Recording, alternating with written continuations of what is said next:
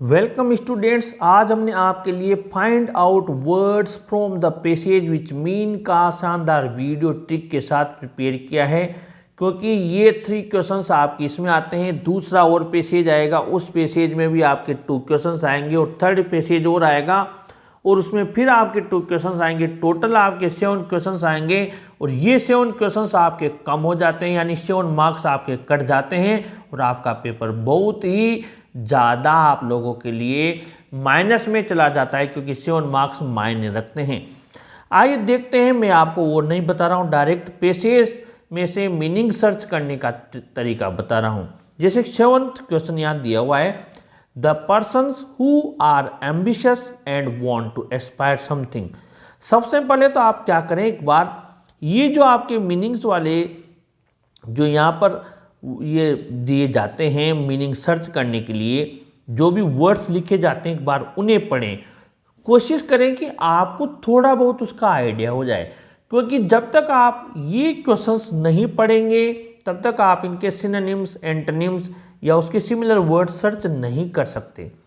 यहाँ कोशिश कीजिए, द पर्सन्स आप जानते हो व्यक्ति, हु आर एम्बिशियस एंड, मान लीजिए एम्बिशियस का मीनिंग नहीं आया, लेकिन ये तो पता है कि वो व्यक्ति जो कि वांट टू चाहते हैं समथिंग, कुछ हासिल करना चाहते हैं। अब एस्पायर ध्यान रखें और एम्बिशियस ध्यान रखें। आइए पहले 7th देख लेते हैं अपन। ये आपका काफ़ी लंबा लेंथ पैसेज आता है, लगभग 400-500 वर्ड्स का, इतना बड़ा आपका पैसेज आता है। ये बोर्ड का ही पेपर है, आपका ही। अब आप यहाँ से चलिए, जो आपको देखना है, और आप ये भूलना मत बिल्कुल भी कि the persons who are ambitious and want to aspire something. अब यहाँ से हम चलते हैं, तो इनसे मिलता जुलता अगर कोई वर्ड आपको मिल जाए तो आप पेन से उसको ज़रूर गोला बना लें। अब यहीं से हम चलते हैं, प्री स्टॉप यहाँ से हम देखते हुए चलते हैं, फेमस टेम्पल, हाई हिल, यहाँ तक देखते हुए चलते हैं। Scholar when he was death bed, कुछ लिखा हुआ है एस्पायर या कुछ चाहता हो। Temple and told him to select and appoint a human being as his successor. After his death a day was set for the selection of the new priest. ऐसे चलते हुए हम चलेंगे जब हम क्वेश्चंस के आंसर सर्च करेंगे तो। और यहाँ पर आप देखिए, is the root of the temple. अब वापस क्वेश्चन भूल नहीं जाए, क्वेश्चन जरूर ध्यान में रखें। द पर्सन्स, एक तो यहाँ पर जो दिया हुआ है प्लूरल में दिया हुआ है, ये देखिए पर्सन्स हु आर, यानी कि जो आएगा ना आंसर वो प्लूरल वाला आएगा। जो एस्पायर करना चाहते हैं, कोई चीज़ एस्पायर करना चाहते हैं, यानी समथिंग, कुछ चीज़ हासिल करना चाहते हैं, वो व्यक्ति बहुवचन वाले, यानी इसका आंसर आएगा प्लूरल में आएगा। ठीक है, आगे बढ़ते हुए चल रहे हैं अपन। On the schedule day starting at the dawn the aspirants, ये देखिए यहाँ पर एस्पिरेंट्स प्लूरल वाला मिल गया और ये आपके यहाँ पर एस्पिरेंट ये मिल गया। एस्पायर, एस्पायर है जो चाहते हैं कुछ एस्पायर करना, पर्सन्स प्लूरल है जो कुछ एस्पायर करना चाहते हैं। तो हमें अभी तक भी नहीं पता, लेकिन यहाँ पर प्लूरल का दे दिया और एस्पायर का दे दिया, यानी आपका जो आंसर है ये एस्पिरेंट्स यहाँ पर क्लियर हो गया। अब आगे बढ़ते हैं, अभी इसको गोला बना लीजिए, अगर इससे मिलता जुलता जब हम 7, 8वां 9वां ढूंढेंगे तब मिल जाएगा तो बहुत अच्छा, लेकिन आप पेन से नहीं, पेंसिल से इसको गोला बना लीजिए, नहीं तो लास्ट में फिर यही लिखना है, क्योंकि 99% यही लग रहा है आपके हिसाब से मैं बता रहा हूँ। अब हम आगे बढ़ते हैं। A person who follows next in order, वो व्यक्ति जो कि अगला आता है, यानी follows and next in order, यानी किसी के बाद में जिसका नंबर होता है अगला। अब यहाँ पर एक किस संदर्भ में आया है, एक व्यक्ति जो दूसरे के बाद आता है, यानी कि जिसका नंबर आता है। अब इससे संबंधित आपका पैसेज आया होगा जिसका नंबर आता है। यहाँ पर हम आगे बढ़ते हैं।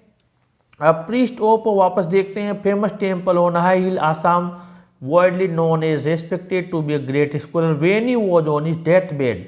जब वो कौन, वो पुजारी मृत्युशैया पर था। He called the trustee of the temple, उसने टेम्पल के ट्रस्टी को बुलाया, उसे बताया टू सेलेक्ट, कि सर्च सेलेक्ट कीजिए, and appoint only a human being, एक इंसान, एज ए सक्सेसर, उसके सक्सेसर के रूप में। यानी मैंने अभी क्या बताया, यहाँ पर क्या लिखा हुआ है ये देखिए, a person who follows next in order. अब यहाँ पर ये पुजारी है, ये तो मरने जा रहा है, अब इसके बाद में ये देखिए, ये तो कहाँ पर है, डेथ बेड पर। उसने ट्रस्टी को बुलाया मंदिर के, उसे बताया कि सेलेक्ट करो एक और अपॉइंट करो ओनली ए ह्यूमन बीइंग, जो इंसान हो, सच्चा इंसान हो, एज इज सक्सेसर, उसका उत्तराधिकारी। तो यहाँ पर इसका आंसर आ गया सक्सेसर। आगे बढ़ते हैं 3 में।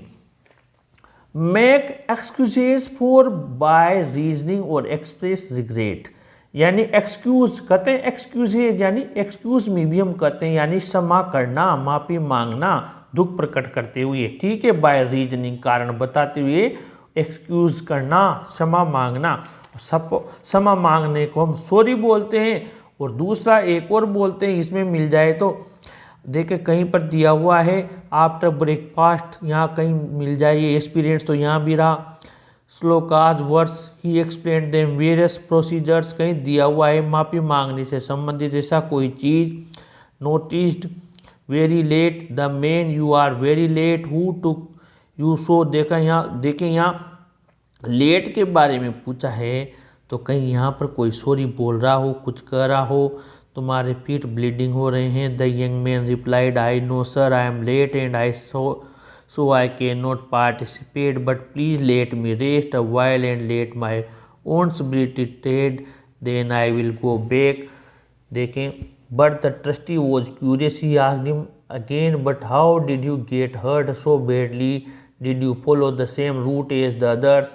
यस सर, उसने कहाँ पर आया है, देखिए सही कहीं क्षमा मांगने वाला पास। So when people come to pray in this temple they must not get hurt, that is why I got late and hurt myself badly, I apologize for the delay and I will not be, it will not be fair to the others if I participate. मैं late हो गया, इसके लिए मैं apologise करता हूँ। Apologise का मतलब क्या होता है, क्षमा मांगना, यानी ये थर्ड का मीनिंग आपकी क्या हो गया, इसका मीनिंग हो गया आपके एक्सक्यूज करना का, रीजनिंग और एक्सप्रेस रिग्रेट का, एक्सक्यूज का अपोलोजाइज करना, यानी आपकी जो 9th जो है इसका मीनिंग आपको यहाँ पर मिल गया, आई अपोलोजाइज, मैं क्षमा मांगता हूँ, फॉर द डिले, मैं लेट हो गया इसलिए मैं क्षमा मांगता हूँ। इस तरीके से आप प्रैक्टिस करेंगे और थोड़ी कोशिश करेंगे तो आप ज़रूर उस मीनिंग तक पहुँच जाएंगे। फिर भी कोई भी क्वेरीज हो तो प्लीज़ आप ज़रूर बताइए, और जितने हो सकें आप ये पैसेज सोल्व कीजिए, क्योंकि ये पैसेज आप जब सोल्व करेंगे इनके एक बार मीनिंग्स को पढ़िए, जो पूछ रहा है, जैसे यहाँ पूछ रहा है इससे रिलेटेड आप लाइंस में जाइए, और जब आप ये क्वेश्चन सर्च करते हैं तो इसके साथ आप, मेरी ये सलाह है कि इन मीनिंग्स वाले इन वर्ड्स को पहले ही पढ़ लें, ताकि जब आप बार बार जैसे इन क्वेश्चंस को सर्च करते हैं तो हम लाइन में जाते हैं तो आपकी आंखों के सामने वो मीनिंग्स 5 बार 6 बार 7 बार आएंगे, तो ज़रूर आपके कोशिश करेंगे तो मीनिंग्स वाले आंसर सही निकलेंगे। हम ऐसे ही एग्जाम तक आपकी कंटिन्यू प्रैक्टिस करवाते रहेंगे। इस वीडियो को ज़रूर लाइक शेयर कीजिए और अपने चैनल को भी ज़रूर सब्सक्राइब कीजिए स्टूडेंट्स। Thank you.